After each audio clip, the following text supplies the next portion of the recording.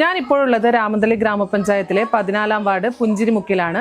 ഇവിടെ ഈ അംഗൻവാടി ഉൾപ്പെടുന്ന പ്രദേശത്ത് കടുത്ത ജലക്ഷാമമാണ് നേരിടുന്നത്. രാമന്തളി പുഞ്ചിരിമുക്ക് അംഗൻവാടിയിലെ ഏക ആശ്രയമായ കുഴൽക്കിണർ കടുത്ത വേനലിൽ പൂർണ്ണമായും വറ്റിയ നിലയിലാണ്. കേന്ദ്ര സർക്കാർ നടപ്പിലാക്കിയ ജൽജീവൻ പദ്ധതി വഴി ലഭിക്കേണ്ടുന്ന വെള്ളവും ഇവിടെ എത്തുന്നില്ല. ഒരു ബക്കറ്റ് വെള്ളമെങ്കിലും കിട്ടിയിരുന്നെങ്കിൽ എന്ന വിമല ടീച്ചറുടെ വാക്കുകളിൽ പ്രദേശത്തെ ജലക്ഷാമത്തിന്റെ രൂക്ഷത വ്യക്തമാണ്. എന്നാൽ പ്രതിസന്ധികളിൽ തളരാതെ ദൂരങ്ങൾ താണ്ടി വെള്ളമെത്തിച്ച് കുടിവെള്ള പ്രശ്നത്തിന് ഒരുവിധം പരിഹാരം കാണുന്നുണ്ട് മികച്ച അംഗൻവാടി ടീച്ചർക്കുള്ള സംസ്ഥാന അവാർഡ് ജേതാവ് കൂടിയായ വിമല ടീച്ചർ. അംഗൻവാടിയിലെ കുട്ടികൾക്കായി നിശ്ചയിച്ചിട്ടുള്ള മെനു അനുസരിച്ച് ആഹാരം പാകം ചെയ്യാനോ പാത്രങ്ങൾ കഴുകാനോ നിലവിൽ വെള്ളമില്ല.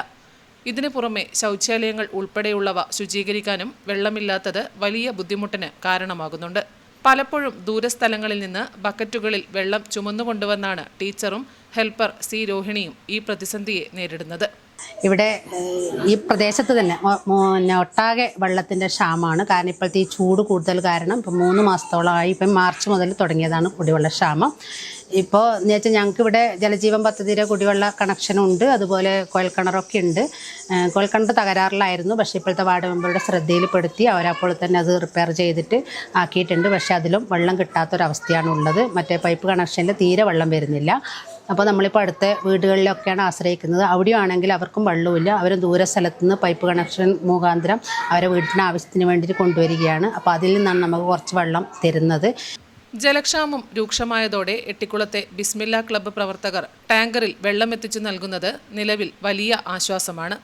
ടാങ്ക് കാലിയാകുന്ന മുറയ്ക്ക് അധ്യാപികയും ഹെൽപ്പറും ചേർന്ന് സ്വയം വെള്ളം ശേഖരിച്ച് അംഗൻവാടിയിൽ എത്തിക്കുന്നു. ഉയർന്ന അന്തരീക്ഷ താപനിലയും ആരോഗ്യ പ്രശ്നങ്ങളും കണക്കിലെടുത്ത് ജില്ലയിലെ അംഗൻവാടികൾക്ക് നിലവിൽ അവധി നൽകിയിട്ടുണ്ടെങ്കിലും കുട്ടികളെത്തിയാൽ ക്ലാസുകൾ നടത്തണമെന്നും ഉത്തരവിലുണ്ട്.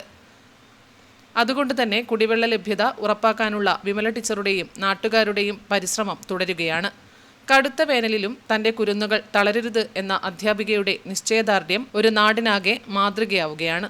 സാധാരണയുള്ളതിനേക്കാൾ ചൂട് കൂടുതലാണ് ഈ വർഷം.